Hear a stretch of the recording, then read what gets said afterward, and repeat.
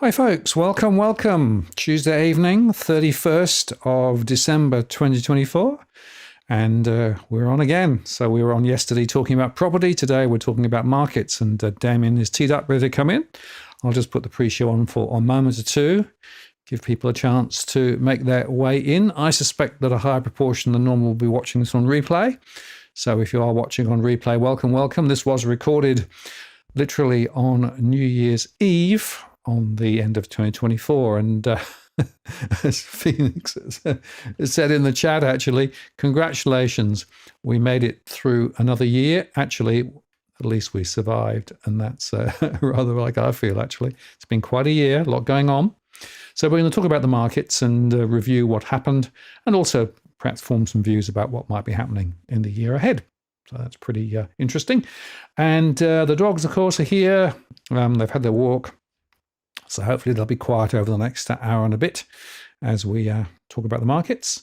And for those who may not have caught up, this is the studio. Damien's there, teed up, ready to come in. I've got the chat, and I've got the multi-view, and I've got other screens here showing stuff that I can project on the stream. And then I'm controlling the overall stream over here on the other computer. So there's a few different computers doing different jobs.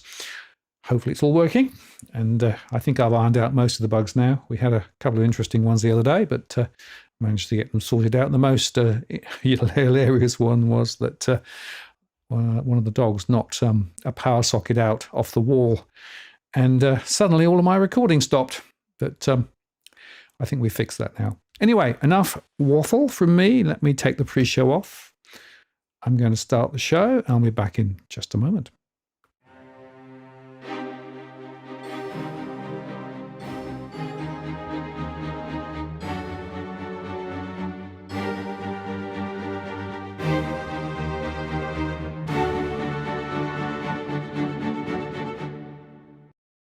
Well, good evening and welcome to this live stream on the 31st of December 2024.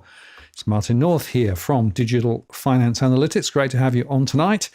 And thanks for taking some time out of your New Year Eve preparations. And I suspect more people will be watching us on replay than normal because, of course, it's a busy evening. I used to live in Cremorne Point in Sydney, and used to watch the fireworks every year from there. And for the first few years, it was pretty interesting. I have to say, I got a bit fed up with all the people towards the end of that, and all the rubbish they left afterwards. Anyway, it was quite spectacular. So always enjoy watching the fireworks. Right. Well, the good news is that I have Damien here ready to come in. Just before I bring him in, let me remind you, as I always do, that we're not providing specific financial or legal advice. This is a general conversation only.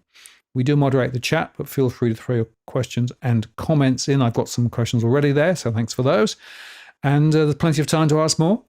This is right at the end of the year, the 31st of December 24, if you're watching in replay.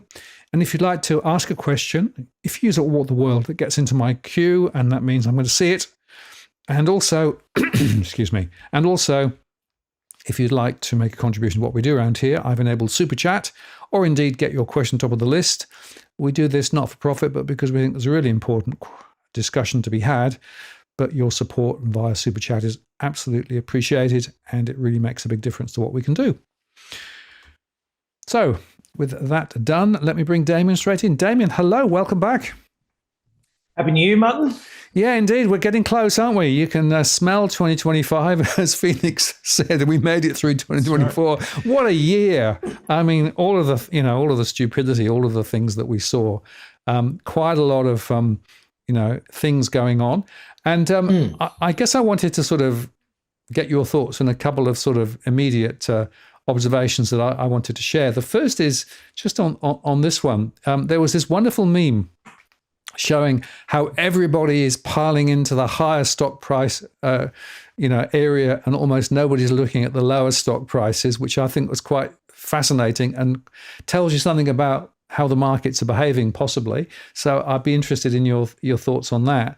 But also, there was another quite interesting piece of analysis that I did, and I just wanted to share that because did you know that in fact the ASX financials in Australia outperformed the NASDAQ this last year? So the ASX financials in Australia has an annual return of 28.2%. The Nasdaq was 25.98%. In fact, the New Zealand 50 at 11.39% outperformed the ASX 200 and the FTSE in the UK, and the CAC 40 in France and the KOSPI lost value over the last year. And interestingly, over 3 years, returns on the ASX financials was 31.79% over 3 years, compared with the Nasdaq at 29.88%. So what do you make of that? Yeah, look, for the Aussie financials are one. I'll put my hand up and say, look, I've got them wrong in terms of performance, but I can't marry them to the financials and what's to the fundamentals. Sorry, and what's interesting, I've got a chart up. I just want to sort of highlight that, and this is one of these ones I do that I show both the rolling forecasts, which is the blue line on this one. So it's like the next 12 months of forecasts. And then they've got like all the individual, the little ones of the individual years, but sort of try not to let them take too much out of this. But we've got here Commonwealth Bank, and you can see that the earnings, over the whatever it is, the last 5 years are sort of they've edged up. They're certainly up. They're not falling, but they're certainly not. They're basically where they were a few years ago. And largely flat. So it's all been the price that's done the work. So you can now buy Commonwealth Bank for roughly the same 2026 multiple as what you can buy Nvidia for. And then you've got Nvidia's numbers down there, and maybe the scale you can't quite see, but Nvidia starts at 5 years ago at earning, I don't know, cents on the dollar, 10 cents a share or less than 10 cents a share. And now they're sort of earning $4.20 a share. And it's a bit of a rocket ship, on the way up. And then the numbers look like they keep rising. So I guess I have a lot more comfort when I see a stock like Nvidia, where I can see the earnings coming through and the fundamentals matching. And I can say, okay, well, the growth might go away and I need to reassess and do a whole bunch of different things, but it's chalk and cheese in terms of the fundamental. You got one stock whose earnings are basically going sideways and on one of the highest multiples we've seen, and both of them you can buy for roughly 26 times 2026 numbers. Yeah, so, and it's interesting because Jonathan Mott, I think it's Barrenjoey now, but he made the point that he doesn't understand the valuations of CBA. That they are, more rich than JP Morgan. The huge global bank. And as you say, if you look at Nvidia, you got to say, and in fact. Lucy threw this question in, which is quite good. So, who are the investors? The Aussie earnings base has been decimated. So, we seem to have lost most of the OECD countries, etc. So, a lot of this, I guess, is going to be superannuation in Australia, and I suspect also some mum and dad investors who are still with the CBA. But it does beg the question, doesn't it, about what proportion of the investor base in Australia are investing in Australian assets versus overseas assets. And generally, what you would say, I think, is that the US has been the market to be in this year simply because of its superior performance and breadth of performance. So it's a fascinating question. Who's investing in CBA at these levels? Yeah, and not even just the US though as well. It's the large cap US. So we have a global leaders fund which targets the sort of top 40 stocks globally, and that's up almost 45% over the last year. So, slightly almost 46%. So it's a little bit over 45% at the moment. We've still got 12 hours to go. So it could change. But, yeah, that's right. But that's. That's one of our, and we have another fund that's a very broad-based one, and that's up pretty close to 30%, which is basically in line with the broader global MSCI world, which has sort of got thousands and thousands of stocks, and it's up around about that 30% as well. But it just shows that very rarely do you ever get that small cohort of the largest stocks have such a massive difference, 15% difference in the performance versus the sort of broader index. It's almost unheard of, that type of that real concentration. But when you look at the earnings side of it, that's where all the earnings have been coming from as well. So if you look at the Russell 2000 index, I don't know if you've got that on your list there. Yeah, hang on, I can probably find that. I feel like the returns for that are sort of for the year was, you've done about 11% on that, maybe 12 including dividends, and then you add in what the Aussie dollar's done. That probably brings you up to 20. But you're still miles behind most of those other indexes. And the Russell what the Russell 2000 index is, it's all the stocks in the US from 1,000 to 3,000. So you're sort of cutting out the larger stocks and basically just sort of looking at what are the small cap stocks in the US doing, and that's much more similar, obviously, to the Australian performance. 11% in US dollar terms. And so while it's been a fantastic market in some places, it's not equally distributed. And as you spoke about some of those sectors, you got France on the way down, and whereas a concentrated one up, 45%. Then you can look at the energy sector. It had a terrible year, but the information technology sector had a great year. And so really, it was not this sort of rising tide lifting all boats. It was quite diverse and very much concentrated in those top companies. Yeah, I've actually put up there the Russell just to sort of give comparison. So you can see here that the Russell's, just below 10%. So sitting there at 9.58%.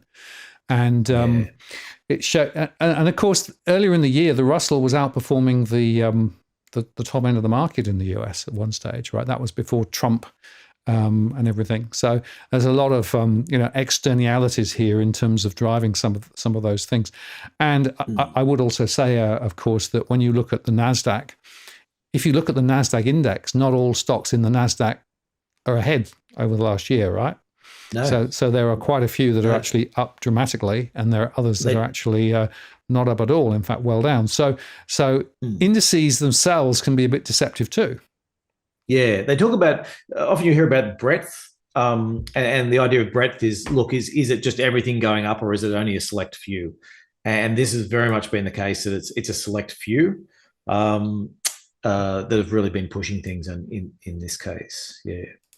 Absolutely. And some of the other ones it's worth noting is it wasn't a good year for value. So the sectors that sort of went up, a mixture of momentum had a pretty reasonable year. So that basically means you're buying the stocks that are going up and selling the ones that are going down. So it's a simple strategy, but traders, basically, the traders sort of who are just chasing the latest thing. Are they doing all right? And for the most part, momentum was a reasonable strategy. Growth was the strategy that worked really well. So basically, if you're looking for stocks that are growing, that was successful. Value wasn't a good strategy, which is that chart you had within there. But that's actually not dissimilar to a lot of years.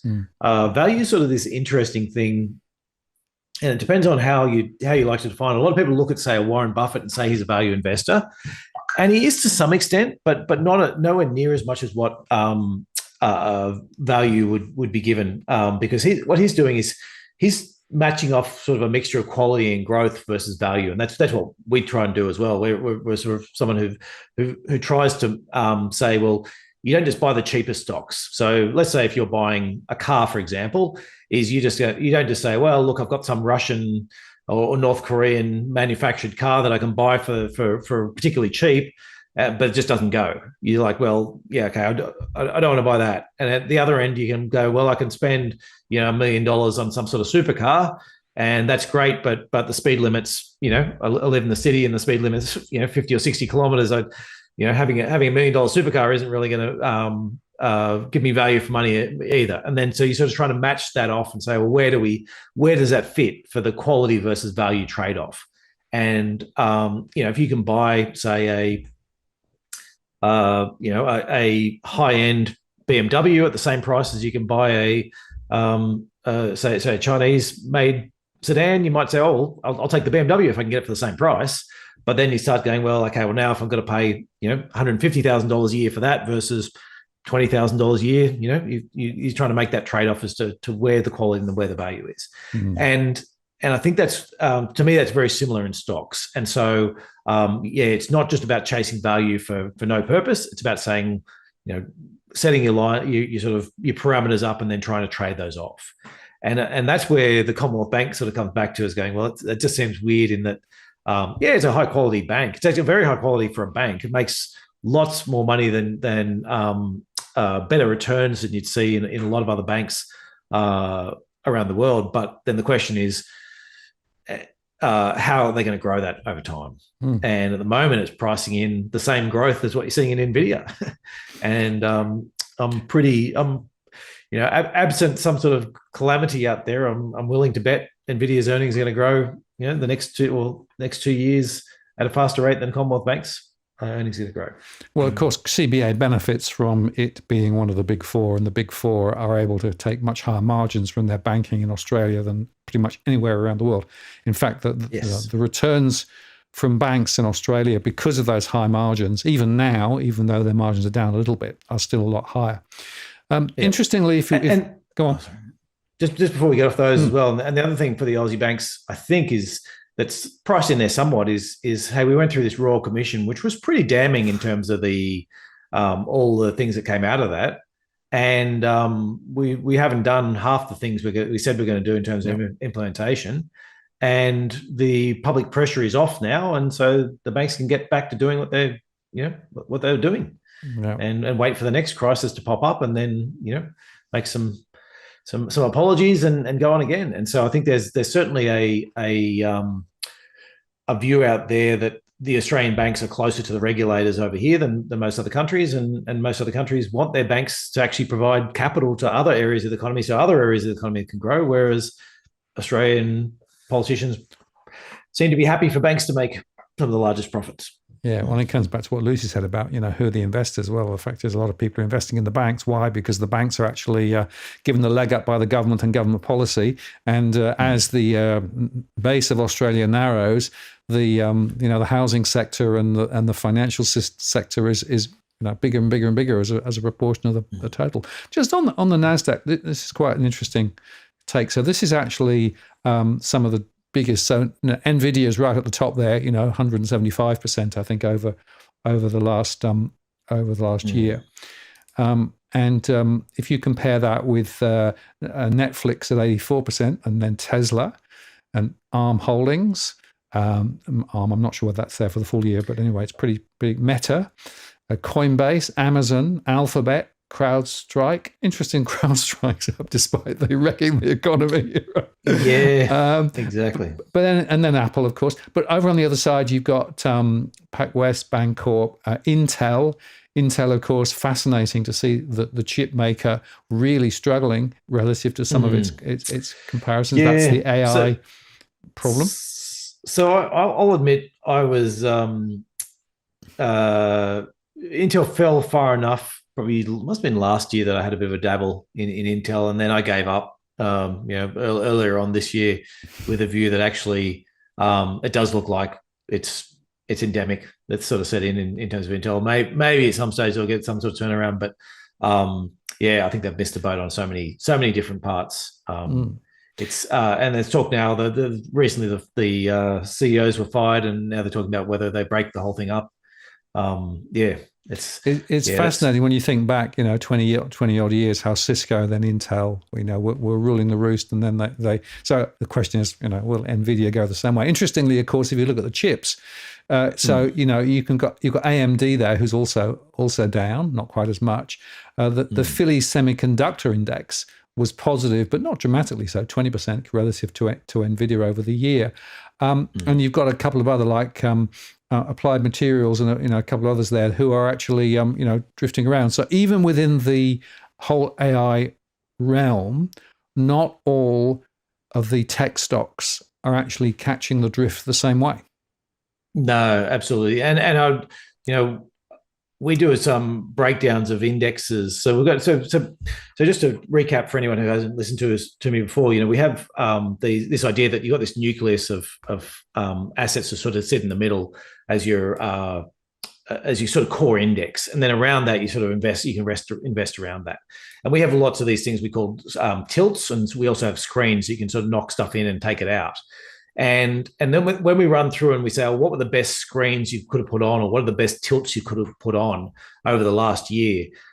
Basically, the answer was, did it have NVIDIA in it or not? Because if it had NVIDIA in it, yes, it was that was the best screen you could have. And if it didn't have NVIDIA, then it was probably one of the poorer ones.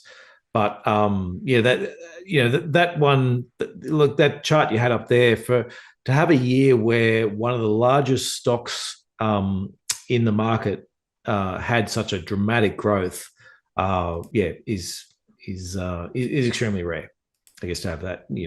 Usually it is a mixture of a whole bunch of stocks. Like I think you'll find that NVIDIA on its own, I can't remember the rough numbers. It'd be ballpark 5% of the performance. I would have thought that you've got, just from that one stock. So when you looked at the S&P 500, don't quote me on this exact number, but if you looked at the performance for it, it would be a meaningful part of that overall is basically whether you owned NVIDIA or not.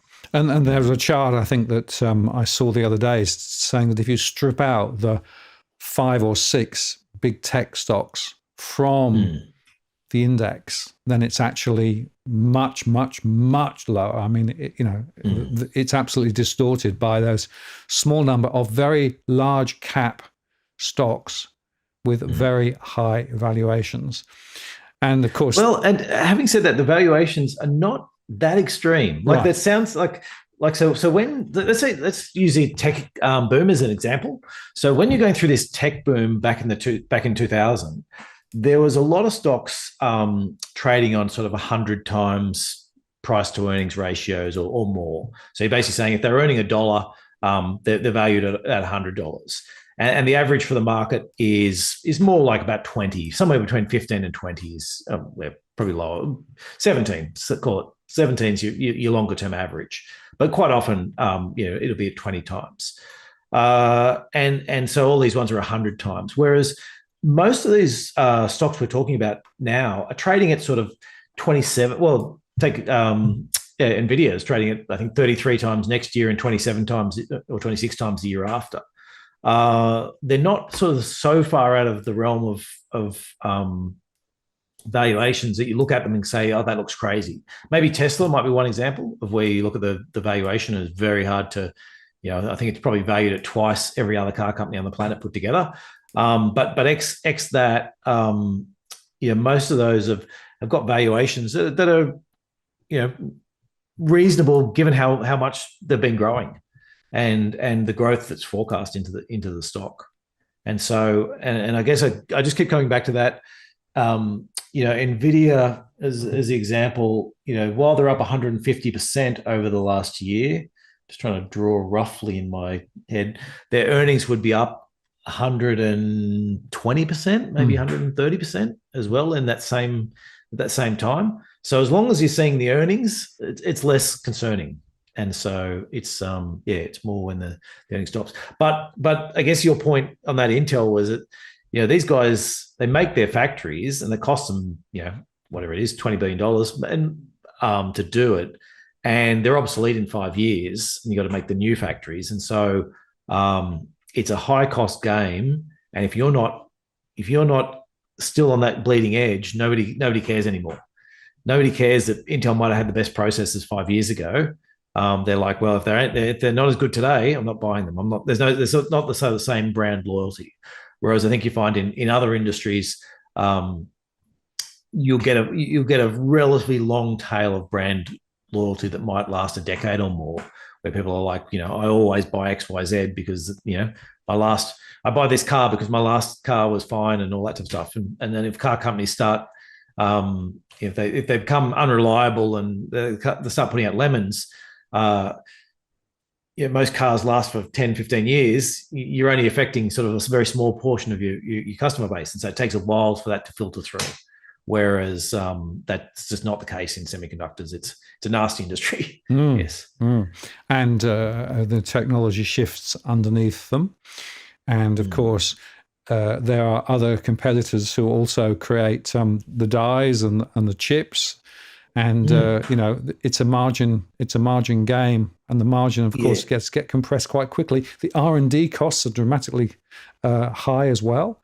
So if you don't get the take up, you can't amortize the R&D across the base, and you end up chasing your own tail, basically. Yeah, and sometimes it's a very small change, or sometimes it's something where a company makes a bet on something that everyone else thinks isn't going to work. And so whether it's ASML sort of made a bet on a technology that everyone else, all the Intels and that had basically said, no, this technology is not going to work. And then all of a sudden they got it to work, and they grew into a massive chunk. But that was a very risky decision. That was I don't know if it's life or death for the company, but certainly the thing between them being a small cap stock and being a mega cap stock. Absolutely. So it happens all the time in that industry. Let me just briefly switch across to the Australian share market, just for comparison, because it's quite interesting. This is actually, and it's slightly deceptive insofar that not every label is shown because there are too many, but Nucleus is right at the top there with a return of 233% over the next year. That's Pro Medicus. So that's a medical stock, 161%. And then we've got Net Wealth Group, which is a wealth management entity. Well, and a fintech. And a fintech. As well. And then McGrath, the real estate chain. And then you've got Altium. And then AMP. Now, of course, AMP had a massive bath a few years ago, so they're sort of, clawing back. It's quite interesting. Aristocrat, which is one I've been looking at for many, many years, are still churning out the cash. So you can see there that there's quite a mix at the top of the index, different industry sectors. Yeah, but I'd also say they're largely, or those ones at least, are largely tech stocks in terms of that, in some way or form. WiseTech certainly is, yeah. Yeah, but even Aristocrat is software and gaming and things like software. Yeah, gaming. Technology and also software for gaming, actual games for internet games. The other one was I was going to say the other thing you notice on that is they're not big names. No, in terms of your largest BHPs and Rios and CSLs and that's the difference, I think, in terms of the performance for the ASX. If Nuix, if that had been CSL instead that had done that, then you'd be talking about the ASX being up whatever it was, 15 from. Might be up 20% if you're sort of looking at something like that. Yeah, absolutely. Yeah, and just down the other end, again, not every label is here, but at the bottom you've got Bowen Coking Coal, Liontown Resources, Afterpay Touch, which is a fintech, interestingly, Mineral Resources, Domino's Pizzas, Collins Food, Fortescue Metals, BetaShare, US Equity, Strong Bear, Currency Hedge. So that was one that didn't quite go the right way. Yellow Brick Road, Nanosonics, Champion Iron Ore, BHP, Woodside, Ingham's, Whitehaven Coal, Helios, Sonic, Rio, Santos, Australian Financial Group, CSL, and so it goes on. So, some of those are actually, in quite deep negative territory. And certainly the one down the bottom there is Bowen Coking Coal, which may have something to do with the, the evolution of the energy industry. Yeah, well, look, I think there's, and that's part of one of our factors for 2025 is saying, is what the energy markets are doing, or particularly the gas producers in Australia, is that going to be enough to create some sort of crisis in Australia? Now, I'm not as convinced that we've got time to do it in 2025, but it's certainly a possibility. And so if you want to take a sort of a bear side to it, and I guess I want to say within this, our overall view on equities is we've been pretty fully invested in equities. Effectively our super type product is sort of up around 15% for the year, 15-16%, I think. Once we see the final numbers from markets and everything like that. And whereas the median super fund, I think they were talking about today being sort of about 11.5%. So, and that's because we've taken a big punt on international. So we're sort of quite negative on Australia, but at the same time, we're not sort of negative on equities everywhere. And so I think there's I guess where I'm leading with that is we've got some concerns about the Australian market, but we're still look at this as saying if there's pullbacks in global markets, we're still going to be looking to be buying unless we see the fundamentals change, because that's really where I guess we're seeing that as long as earnings can keep rising, and it might there's a reasonable case. There's really a bull case that effectively markets are just looking forward a bit further and saying, well, tax cuts, much less regulation in the US. There's a trade war and tariffs, but actually maybe that's enough to, there's enough momentum in the economy to get through that. And so that's sort of our bull case. The bear case and the concern for Australia is you've got this energy cartel effectively doing whatever they want in terms of pricing wise in Australia, and it looks as if both sides of politics aren't going to go there in terms of making it a major issue. And then we've got the RBA looking at it saying, hey, energy prices are way too high, and that's what's sort of driving inflation, and so we can't cut rates until we start seeing that come down. And the net effect is you could end up in this situation where we have the Australian economy really weak and interest rates too high, but the RBA sort of painting itself into this corner saying, no, until we see energy prices fall. And as the Aussie dollar falls, those energy prices keep going up. So even if energy prices globally stay where they are, we've already had the Aussie dollar come off, 5-10%, not 10 quite yet, but 5%. You take off another 5%, and now you've got energy prices that much higher. So I guess what we're sort of painting the picture of saying, well, there's this risk that Australia really does run into this problem that we've sort of been avoiding for years and years and years in terms of, if you just sort of you allow, I guess, the rest of the world to sort of determine our policy for us and hope you get lucky, and that's sort of that's worked out for a while, but this might be the year that it actually all comes unstuck. Yeah, and just on the Aussie dollar, let's put that up. So it's at 62.17 at the moment. You can see it's been drifting down, and it's dropped quite significantly. It's continued to fall post. So it is 10. Trump. Yeah.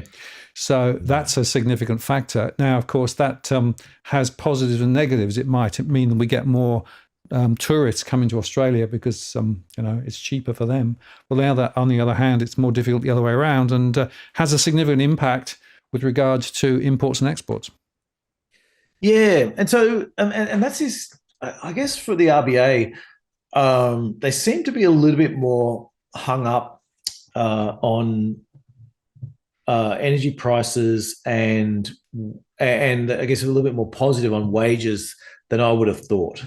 So I've actually got a chart up just showing, it's sort of, I guess it's a comparison, just showing that where we were a year ago and what the rate projections were. So the grey lines for each of these markets, the US is the grey line is what was projected at the start, and then the blue line is what interest rates actually did. And so you can see, all these countries that have started cutting. Canada is basically the only one that ended up further down than what they're expected to. Australia is not on this chart, but we haven't started cutting. So, to any meaningful extent relative to others. And so, there's sort of that interesting question about is this because the RBA is more farsighted and understands the situation better, or is it that they're hung up on measures that might not be the right ones, I guess is where I'm getting to. And I think it's probably the latter. And if they've been talking about these issues around you're talking about wage growth as if it has been a constraining factor, but in my mind, wage growth is just not high enough to be really contributing to inflation, and it's far lower in Australia than what we're seeing elsewhere. And then the energy prices that they're basically going to look through the policies that we've put on to bring energy prices down. Whereas I guess what I'm saying is, well, that makes sense that politicians aren't going to suddenly jump them up, and so we should be dealing with the hand we've got, not the one we think we would have had if we didn't have fiscal policy. But that's an interesting observation, because what it suggests is that if the RBA continues to look through the temporary support for energy prices, in other words, the headline inflation is lower relative to the underlying because of that. If that goes on, then is the RBA going to continue that? Because if it does, it's going to actually keep those interest rates quite a lot higher. Interestingly, around the world, there have been almost 200 rate cuts from central banks since the peak. Of course, zero in Australia. And there's a big question in my mind about the impact of that, because, of course, rates are, 4.35%, not as high as some other places, but still quite high. And maybe not much downside opportunity to cut rates. And that's an interesting observation, I think.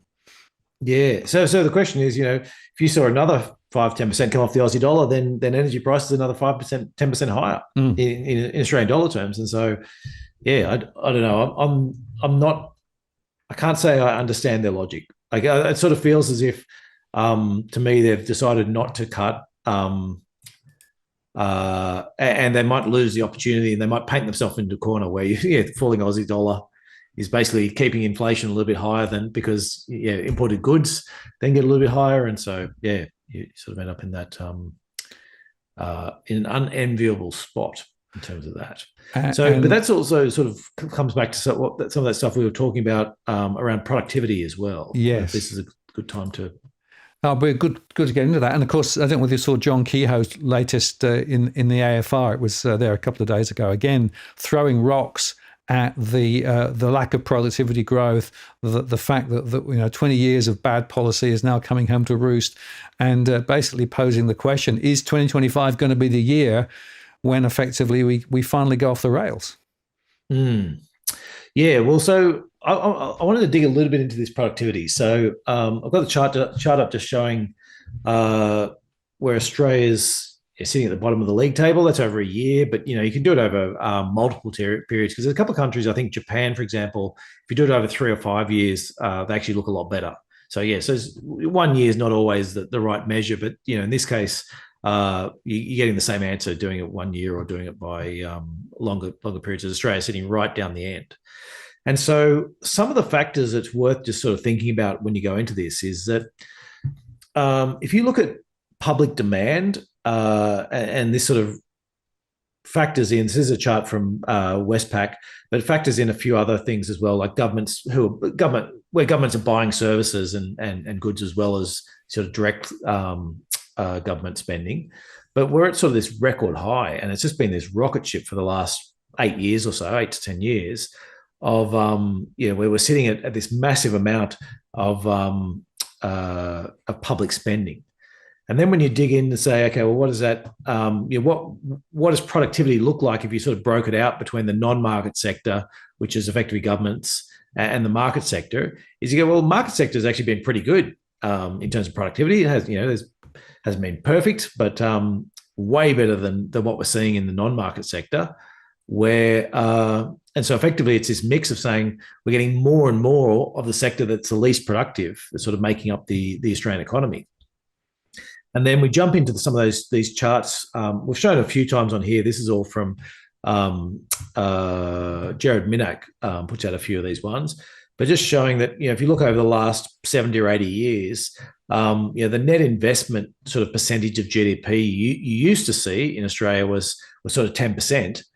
And it's broken up, these two lines. The red one's the total line, and the blue line's the ex-mining line. And so then you sort of look and you just go, that ex-mining line for the last 20 years has just been plummeting, and our average for the last decade is sort of more, a little bit over 5% in terms of what we're spending, roughly half what we used to spend. Now that's just as a percentage of GDP. When you then start looking further at that and then saying, well, what about if we've been running this record immigration level? So if you actually look at the capital stock you have per person, we're actually back into negative territory in the last couple of years. So we've actually got less capital than what we used to have, and that sort of that sort of, when you look at it with that lens, you're like, well, sure, that makes perfect sense. Where we've got a productivity problem. If you've got less and less capital per person, and you're just relying on bringing in, I guess, uni students and cheap capital to keep your wages bill down, that's where you run into this problem, and that's why you have these productivity issues. Because if you've got an issue where somebody's like, well, I've got a problem, and this is where we saw this. Actually, sorry, I should take one step back. Where you saw some big productivity increases during this COVID period, particularly in the US, was this part where people went, okay, actually, we've got this big demand shock. We need to let go of a bunch of workers, so we let go of a lot of our least productive workers, and all of a sudden, productivity shot up.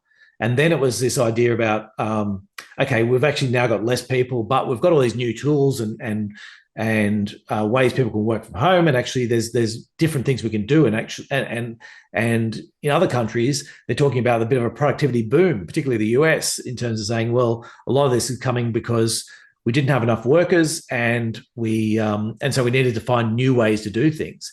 In Australia, we've had the opposite problem, where we've actually, for the last couple of years, where we're going, well, we've got all these extra workers. I could think up a smarter way to do this, or I can just throw more cheap,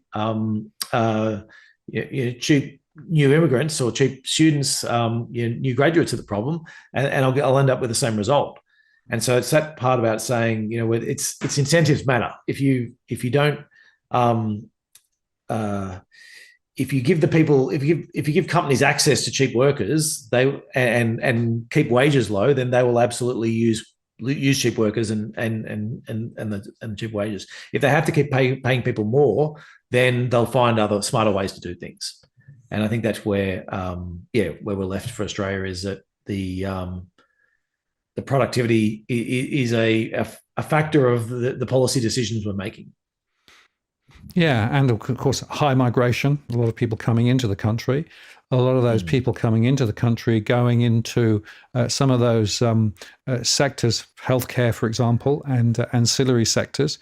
And I'm not saying those aren't important sectors, but in terms of actually creating a greater economic pie, it's hard to see where that productivity growth comes from. Whereas, in fact, the high productivity growth sectors like manufacturing, potentially, and where you can be really efficient, or some other sectors are disappearing. In fact, the economic base of Australia is narrower now than it's ever been, if you look back in history, which is amazing to see. And we're right down in the hundreds now in terms of relative to many other economies around the world with a broader base to their economy.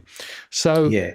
And I have lots of, I just want to say as well, like, I think a lot of this sort of comes back to the NDIS and what we've seen in terms of costs explosion there. Now, I've got lots of sympathy for the NDIS. I think it's a great thing. I've got a child who's autistic and nonverbal, and he's 18 and doesn't talk. So I certainly see this, but I also see the profiteering that goes on in that sector, and the idea with a lot of because there's these big bucks available, the view of a lot of, it appears to me that a lot of the providers are just basically going, well, I can charge whatever I want, and the people who are getting the services shouldn't care because it's coming from the government anyway, and so therefore I can just keep charging higher and higher rates. And I think we certainly have a problem within that, and there's that's part of the issues that we're seeing within this. And I think there's some issues that within this whole push-pull in Australia, which is why we're seeing this massive amount in this massive growth in the amount of public spending, which is this idea that there's things that markets are very good at doing, and you need to have competition. And Australia's done a fantastic job in, say, the medical sector at actually doing that and creating a medical sector that in terms of dollars for medical outcomes, Australia's right up the top in terms of what they managed to do in terms of creating a relatively competitive sector. But it looks like we're doing we're all the lessons we learned from that, we're not applying to the NDIS, and we're just sort of allowing this sort of open slather. And companies are very much more efficient at governments at doing a lot of these things. But the issue right now is, I think personally, I think they're much more efficient, but they're taking all those gains themselves, and they're very efficient at extracting money from governments and charging too much. And there's this problem about we need constraints on this, and we need better regulation for a lot of the factors, and all the same factors that we speak about, the problems for the banks and being too close to regulators and not having enough oversight and not enough competition is exactly coming through in some of those areas, which is why I think we're seeing that there's productivity issues for a lot of those. And I suppose the other context here is what's happening in China. And, the question of the Trump tariffs, the slowing economy in China, the amount of stimulus they're throwing at the economy in China, and how that flows then into the exports and imports into Australia. The theory, I suppose, goes that if in fact Trump's put tariffs on, we might get cheaper stuff coming from China into Australia. On the other hand, It might be that they're more constrained and have less demand for our resources, which could be a negative break on what's going on. So that externality seems to be the other big factor in all of this. So you've got this local productivity problem, which is everyone knows about, but you've got this international context, which again potentially has some negative impacts too. Yeah, so Australia's got one of the lowest, well, I think, sorry, not one of the lowest, the lowest manufacturing share of economy in the OECD. So we import most of our manufacturing, and that's sort of, energy is one part of that, but there's also policy decisions. We've sort of ended up in that spot. The issue, so as China sees these tariffs come on, and the question about how high they will be and all those types of things is that's still, if Trump does what he says he's going to do, exactly what he says he's going to do, it's going to be quite devastating for the Chinese economy. There's a strong possibility it gets negotiated back at some point, but does it come back to something much, much lower, or is it just a little bit lower? Who knows? I think we're working, I think, on, and I think it's probably, I'd say financial markets are pricing it in as it's probably going to be relatively high. Maybe it won't be the 60% or whatever, but it's going to be high enough to make a meaningful difference to Chinese exports. The most likely scenario is China will devalue its currency, particularly against the US dollar, but that probably means devaluing against the Australian currency as well. And it means they're going to try and export to other markets as much as they can.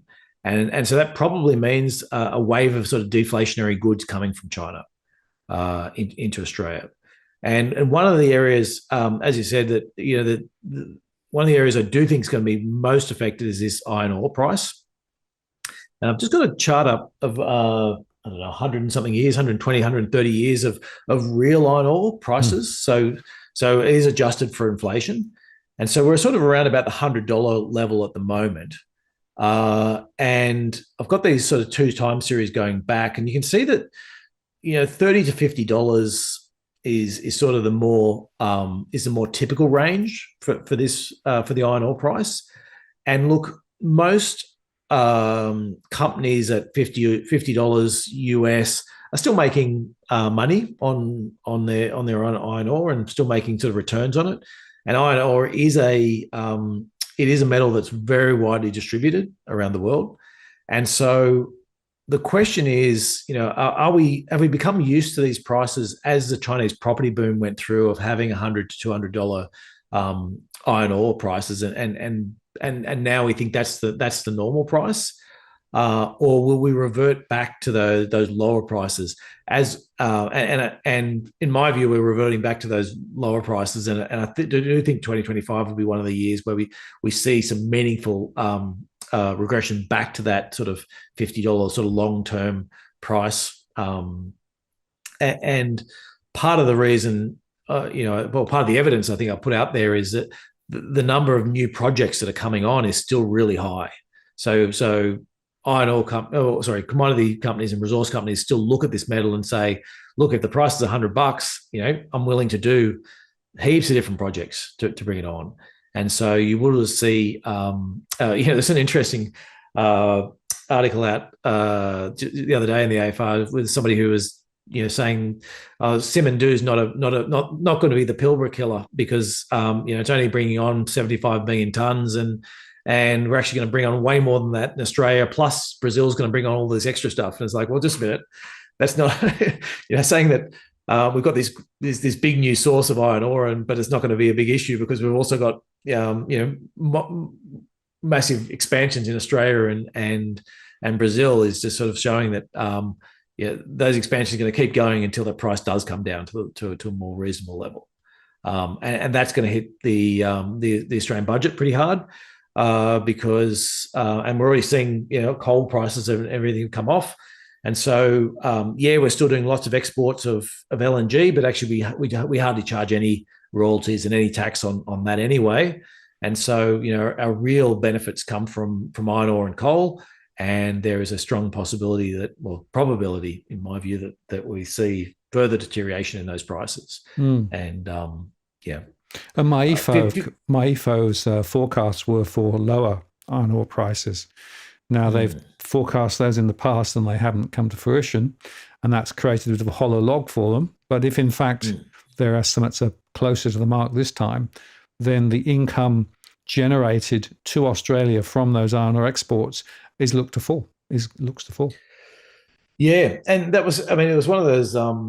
They talk about Australia being the lucky country, and the last time China had a big slowdown in 2015 coincided with a whole bunch of dam disasters in Brazil, which took off most of them. One of our major competitors, iron ore, and kept the price high, and so not saying that exact same thing went, but maybe something else will happen, and we'll get lucky again, but. I think the default needs to be that this one of these key drivers of the Australian budget is going to be coming off quite substantially this in 2025. Okay. Well, let's move on and there's a couple of questions in the chat which I wouldn't mind just teasing out. And this one from Joshua early on, just had a baby, opened a high growth investment account with Vanguard. If we invest $200 a month, should that be enough for a deposit in a house by the time she's 30? And I guess there's a couple of interesting questions there. The investment vehicle, but also the relative returns of property versus, financial markets. So a lot to get your teeth into there, Damien. What do you think? Yeah, sorry, let me just do the math. I should have done the maths beforehand. 200 by 12 by 30 is 72,000. So you should have enough deposit by then. Look, there's a couple of things that I want to say so one is children's investment accounts. so let me do the financial planning side of this as first. Children's investment accounts, you probably want to have that if you have a partner, whichever partner you think is going to have the lower income consistently over the child until they're 18, is probably the right way to go. I've got an article up I did a while ago, just sort of showing what the different tax rates are and where it all works out. But you want to have a separate account in say your partner's, whichever the lower earning partner's name, it's in their name as trustee for the child, and you want to keep that really separate. So you basically want to make sure that you can add more money to it, but you want to make sure that if it's paying dividends, the dividends are being reinvested or they're being added in. So we run some children's investment accounts for exactly this reason, where it's separated out, and that's because what you want to make sure is when your child turns whatever 18 or 25 or whatever time you transfer the shares to them, is that you don't have to pay capital gains when you transfer it. At some point, you'll have to pay capital gains. You have to pay capital gains when you sell it. But if there's any ambiguity or money's sort of been coming, especially money coming out of that account, or there's been sort of co-mixing of assets and things like that, then you might find that you got a big capital gains bill when you transfer the shares to your child. The other one is so that's one financial planning part. The other part is there is a first home buyer savings scheme, and which runs through your super. And so this is for when your child's turned 18 or started work, I guess, and wanting to keep saving. And the real benefit there is it effectively uses your tax rate from your superannuation account to save. And so let me use $100 just to make the maths a bit easier. But if you're putting away $100, well, actually, sorry, no, I'll use this case, $200. So let's actually say let's say you've got somebody who's on sort of $100,000 to $150,000 type salary, and they're wanting to save $300 of pre-tax salary per month. So you get your $300, you pay your tax on that, and you've got $200 left, and you stick that in your account. Whereas if you did it through your super, so because you're being taxed at sort of 30-odd%, if instead you did it through your super, you're only getting taxed at 15%. So you start with, actually, I will use $100 just because I keep using that one easily. So you go $100, you start with $100 pre-tax, you invest $70 post-tax, or you can start with $100 pre-tax and you're investing 85. And so you're getting a 20% pickup in performance on day one just from the tax savings. And then you get the compounding effect. So so you want to have that using a super account. Anyone who wants to do these, more than happy, book yourself in a call. Tell us you're from the walk the world, and we can set up these types of accounts, but lots of other people can as well. But the key thing is make sure you get it. You're doing those two things. While the child is under 18, you're getting it right.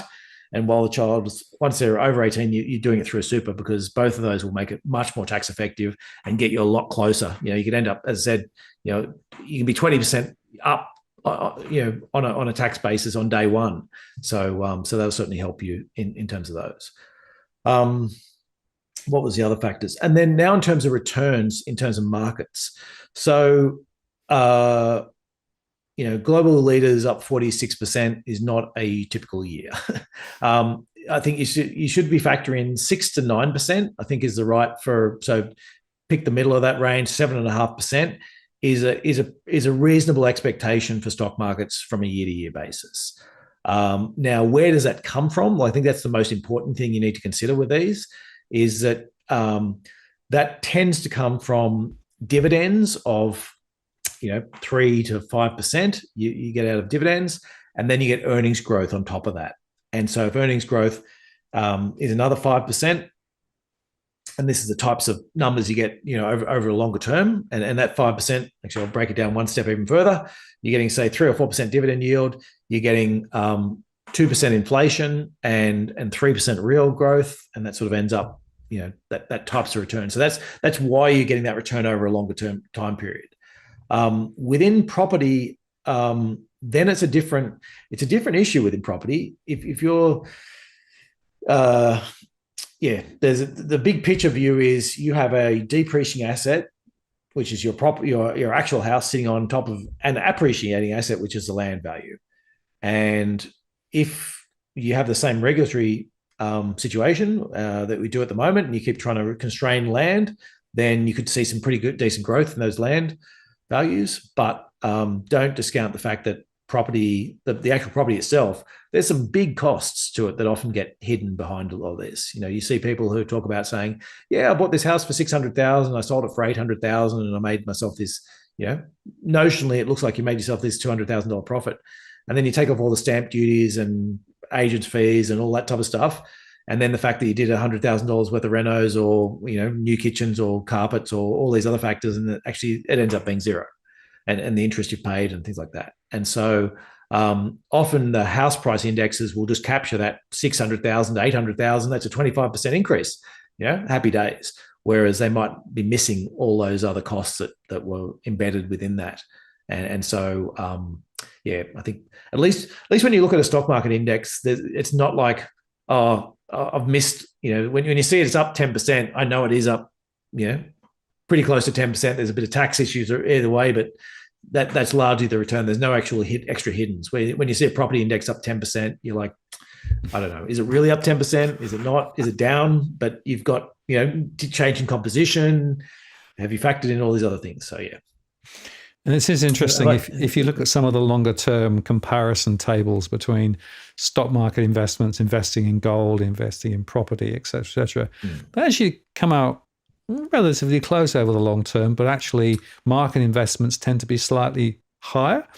And I suspect that's because the cost of carrying gold and the cost of maintaining the property aren't actually fully factored in the normal headline numbers. And once you take the account of those, you need to fix your roof every now and again. I had to have mine fixed the other week, right? Because I had a chunk of tree come through.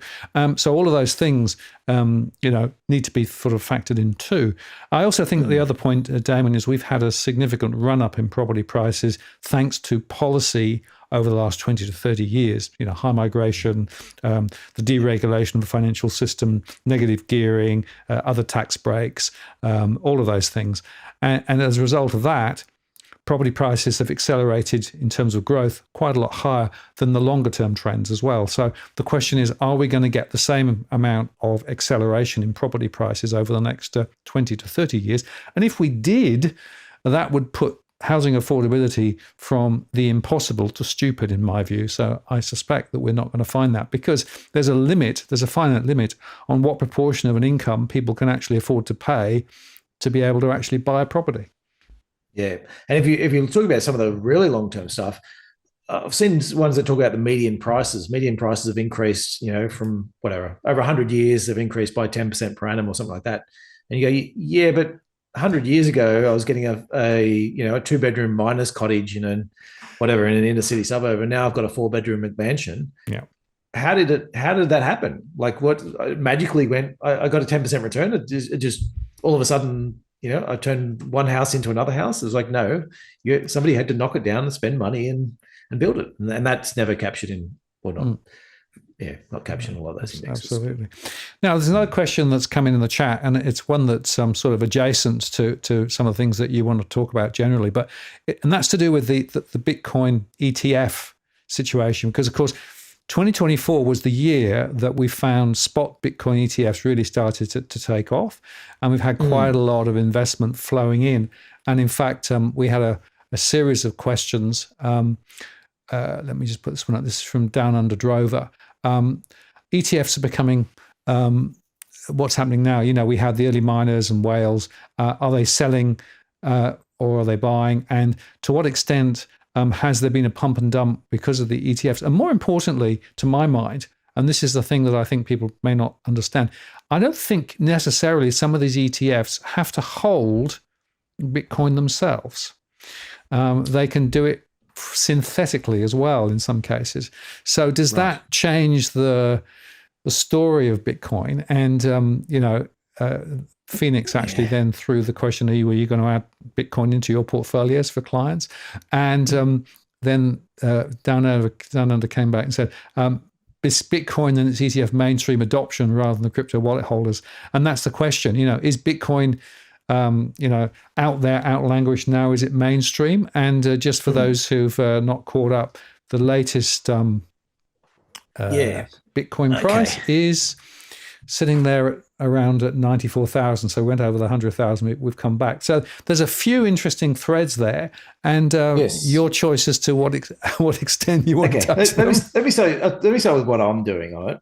Am I adding it into any of our default portfolios? No, I'm not. I don't think it's not a core asset. It's an asset that so it's that idea that I've got these core assets that are low volatility, pretty high quality, blue chip international, blue chip Australia, government bonds. That's your core, and then around that you can do the more interesting, wacky things. Now we are looking at all the regulatory issues around, and they're not insignificant, certainly from the way we manage it. I think if you're coming from this from a product provider perspective, which is, hey, somebody wants to buy this, let's just let them do it. It's much easier than when you come to it from how we're approaching it from we're trying to put people into what we think the right portfolios are for them and risk adjusted. But we are looking at how we can do it as a tilt, so people can say, yes, I just want to have that Bitcoin and just so I've got all my investments in one place. And we think we've got the costs right down low enough and all that type of stuff. So yes, we're working on that. The interesting part of this is, which I think sort of lost, the irony is not lost on me anyway, is that one of the key things we really needed for Bitcoin, which is this alternative payment system, is to be able to buy it using the existing payment system. And so in the investment system, it's like, just a minute, Bitcoin's meant to be this wonder thing that you just you can just buy it yourself and get rid of all these transaction costs and management fees. And it's like, well, no, but what I really need is an ETF with a management fee and a trading cost, and then it's really going to take off. And so anyway, sorry, where was the other question going with that? Was the pump and dump side. Look, so I mean, look, I don't know. I mean, I think that Donald Trump is financially incentivized for cryptocurrencies to go well, and some of his things that he's involved in to go well. So he'll do what he can to help them out. Does that mean that he would be happy for 100 different cryptocurrencies that he wasn't invested in to all tank, and the ones that he is invested in or he has got something in to boom? Absolutely, I think he'd like that to be the case.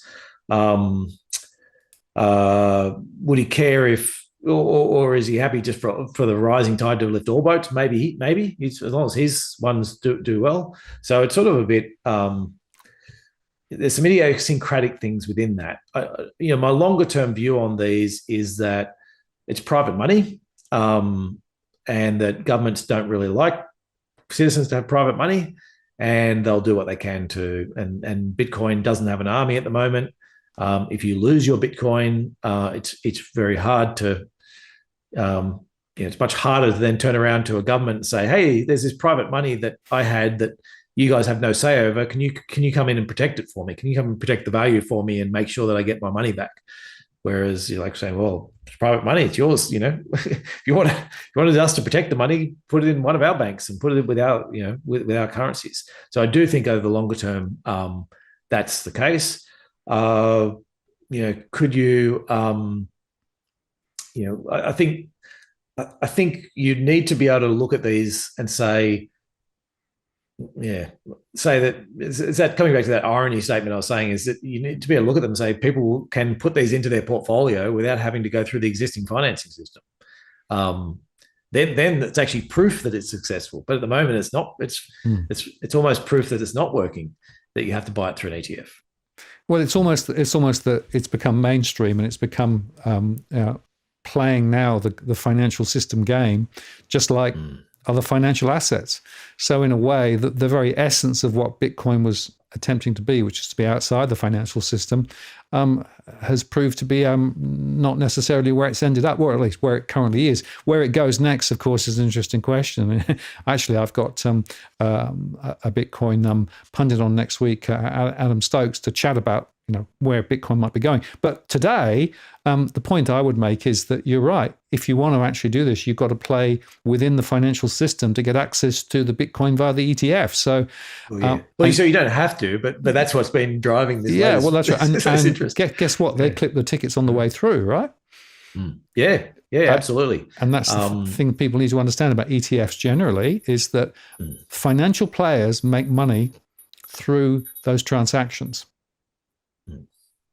Yes. Oh, and actually, well, the Bitcoin, there's two parts to this. There's the trading costs of when you're buying in or out. But if you're in a Bitcoin ETF, there is a fee that comes out, every month, and so that's that's just part of the.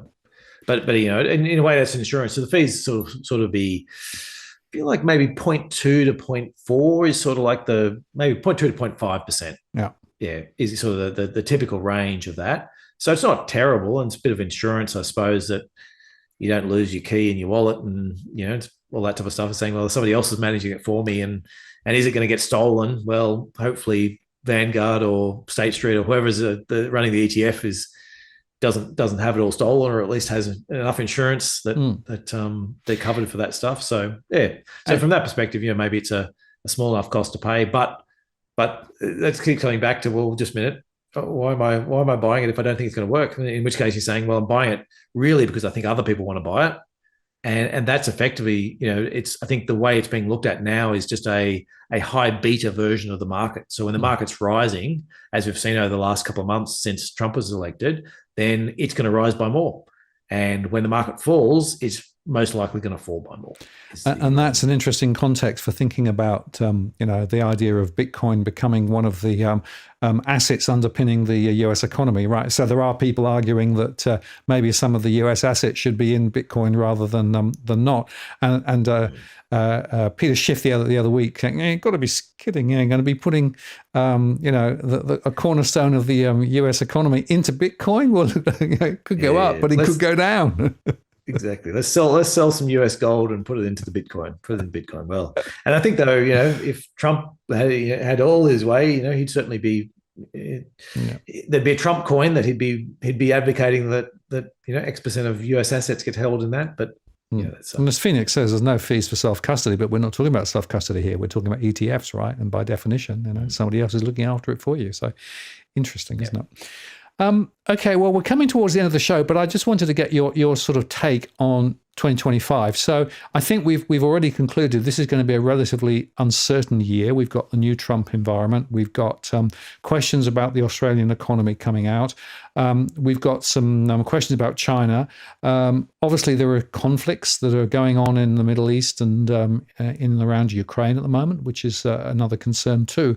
So as always, and I know you said this several times, you've got to think about what might happen, but also what might not happen, but if it did happen, what you would do. So how are you thinking about this in terms of laying the foundations for 2025? And is there anything you're going to change from 2024, or is it same old, same old?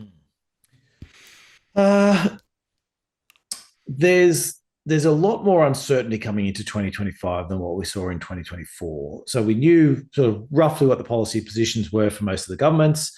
We knew most central banks were looking to cut interest rates, and then you're looking for your and so we're looking for this. How fast does inflation come off? And sort of came off. I think maybe not as fast as people hoped, but faster than people feared. I think so. Sort of middle of the range was sort of where we saw that. The big issue for me into 2025 that we haven't really spoken about yet is inflation. Yeah. Now, the latest numbers we've seen out of the US, there's some signs of life in inflation ticking away. It's not out of control, but it's certainly enough there that and we even saw the Fed come out and talk about it last week a little bit about that inflation series is a little bit stickier than what they thought. Now, on top of that, we are seeing some clear front running of the Trump tariffs, and that's we've only just got we only knew he was in a month and a half ago or a little bit more, and most orders take a little bit longer to come out, and then until we see that those orders reported in terms of the data, that'll take another month or two as well. So it is quite possible we're going to see a couple of months of pretty strong economic growth in particularly in the US, where if you've got parts from China that are going to get a 60% tariff, or you're already going to get a 60% tariff, then you want to be buying a lot more of them now before. And so there's this thought around, are we going to see a bit of life in inflation? Are we going to see quite a strong US economy, all sort of brought forward? And then what does it look like once the tariffs come on, and how do we see that playing out? So so that I think that's our key sort of factor now is watching those. We're keeping ourselves very much invested in international assets, and lots of stocks and not very many bonds, not much in the way of bonds and cash.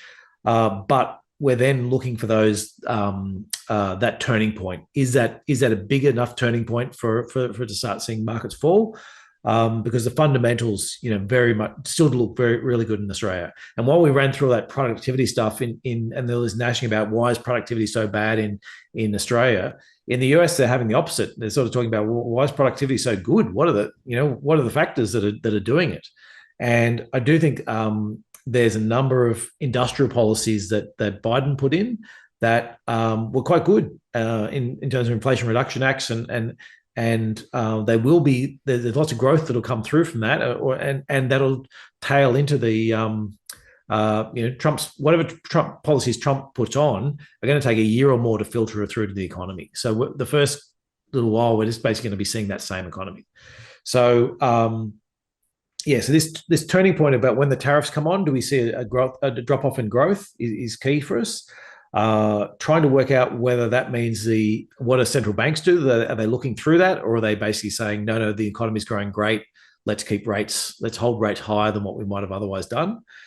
And then Australia, we're very much looking to try and work out, look, is it all coming to an end yet? Or maybe it's late in the year that we're actually starting to see some of these factors really start to hit the Australian economy. And maybe it's more of a 2026 story. But there certainly are these risks to keeping rates higher for too long under an economy which is actually might seem like it's all right at the headline level, but actually has got some real productivity problems and some real per capita problems within that. You're basically looking at Australian economy that's in a private sector recession, where the private sector is doing worse than they were, and in a per capita recession, but it's being kept alive by more money spent in the public sector and more money and more people brought in, and that's not a sustainable recipe for economic policy. So does it come unstuck this year?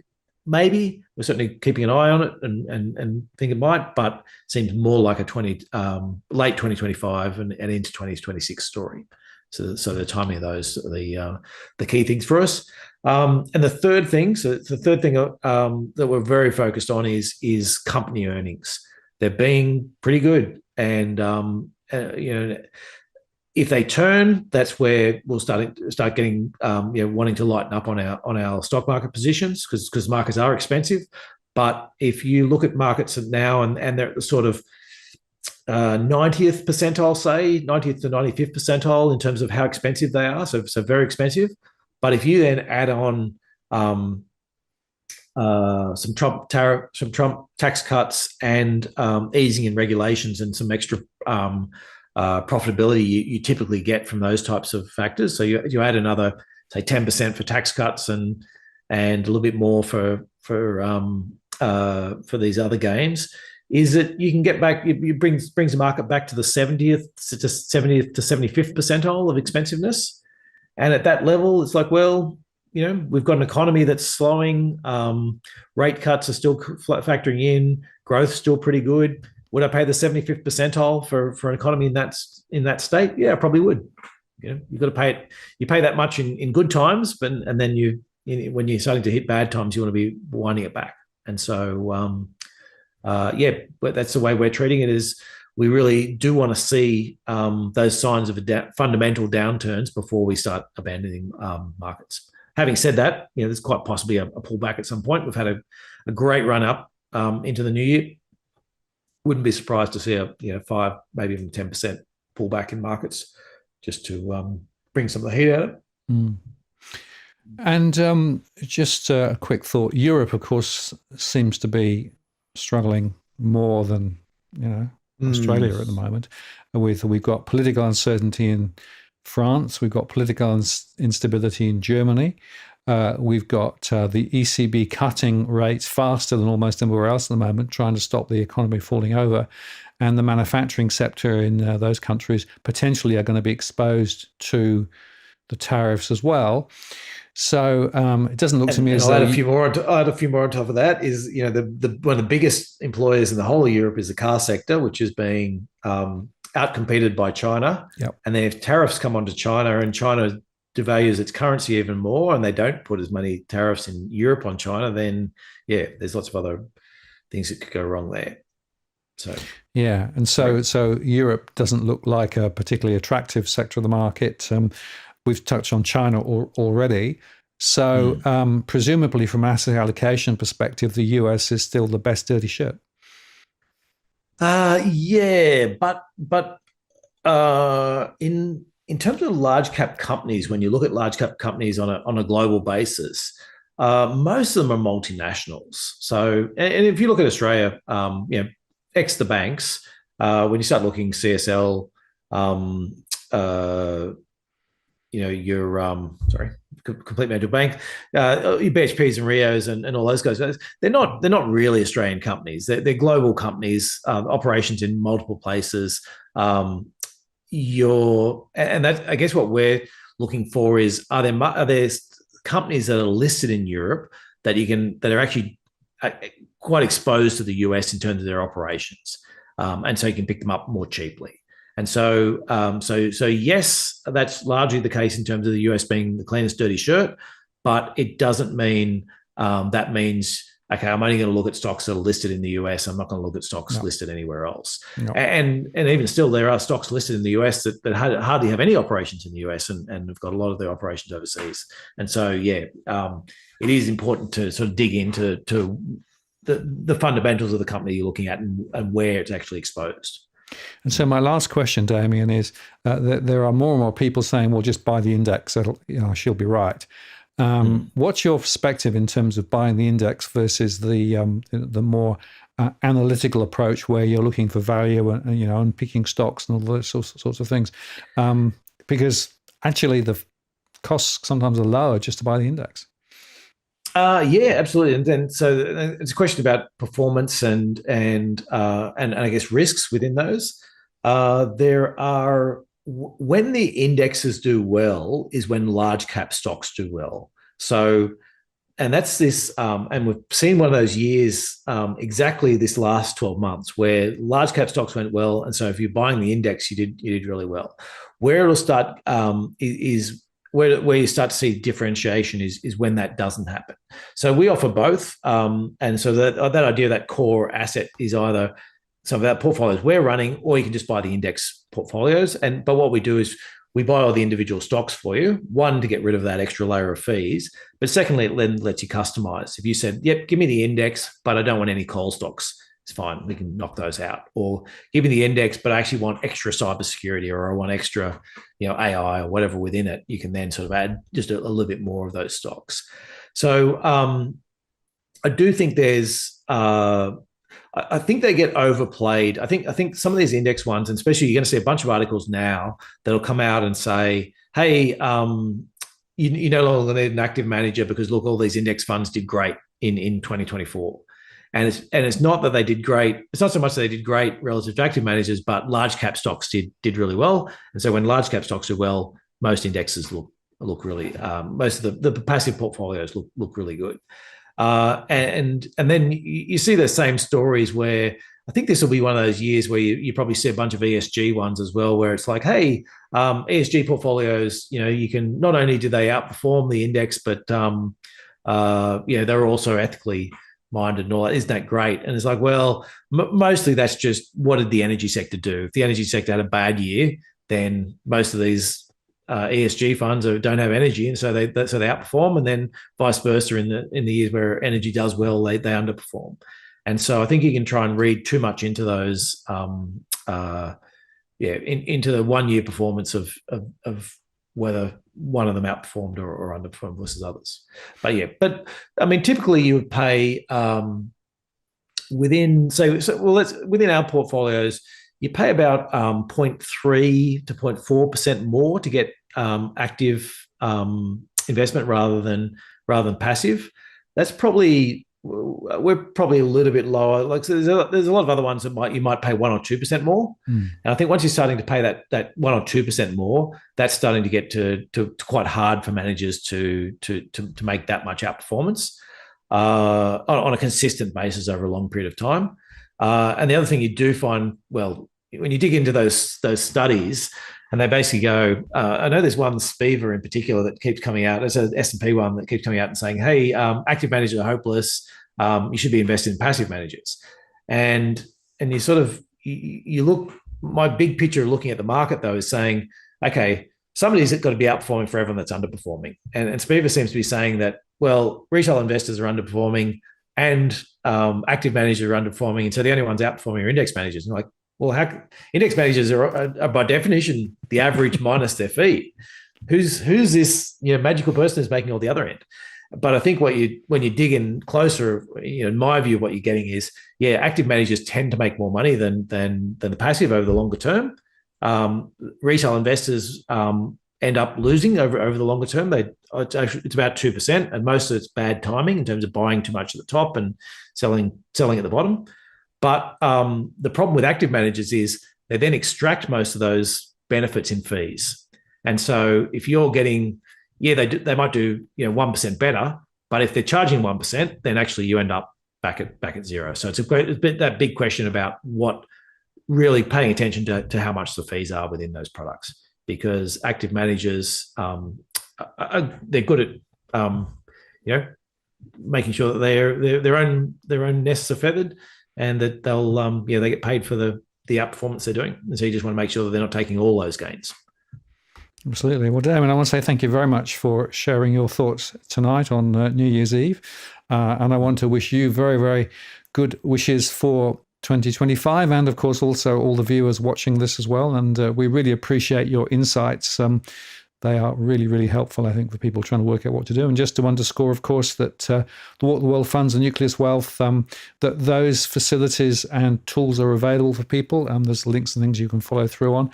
And once again, to underscore that the World and Nucleus Wealth proposition is transparency, openness, and the ability to do lots of different things. And you've highlighted the flexibility in your platforms, and the transparency, which is one of the things that I think is really important. And I always come back to underscore that, because there are wealth managers and fund managers out there who obfuscate a lot of what's going on, and you never quite know what you're getting, what you're paying for, and you have less control with the platforms that you offer. It's much more control, and worth, I think, people considering. Absolutely, yeah. Appreciate your support, Martin, and the open invitation for anyone to look us up and register your email, and we'll send you more about it, or register, jump on for a phone call, and we have some advisors who are more than happy to have a chat with you and see what's right for you. Terrific, Damien. We'll have a great New Year's Eve celebration. I know you're looking over the Melbourne skyline there, so enjoy that. And I'll look forward to seeing you again in a month's time at the end of January, and we'll try and figure out what's going on once Trump is in place. So thank you very much. Have a great evening. Will be an interesting month. Thanks, It will. Take care. Bye-bye. There you go, folks. Hope you enjoyed that. And Damien's always great value with his observations on the marketplace. Just to say that next week, Adam Stokes is on. We're going to talk specifically around Bitcoin and crypto and where that's heading. So that'll be an interesting conversation. Adam, of course, is a Bitcoin supporter, and we'll be offering some thoughts there, and I'll be throwing some questions at him. So that should be worth a visit. There'll be more recorded shows over the next week in the meantime. And last visit to the dogs, they are still here. They haven't moved, but they're ready for lunch now. So that'll be the next little target on my agenda. So I want to say thank you very much for watching the show tonight. And for those watching in replay, I hope you had a good New Year's Eve celebration. For those watching tonight, enjoy your New Year's Eve celebration. May 2025 bring you everything that you want and desire.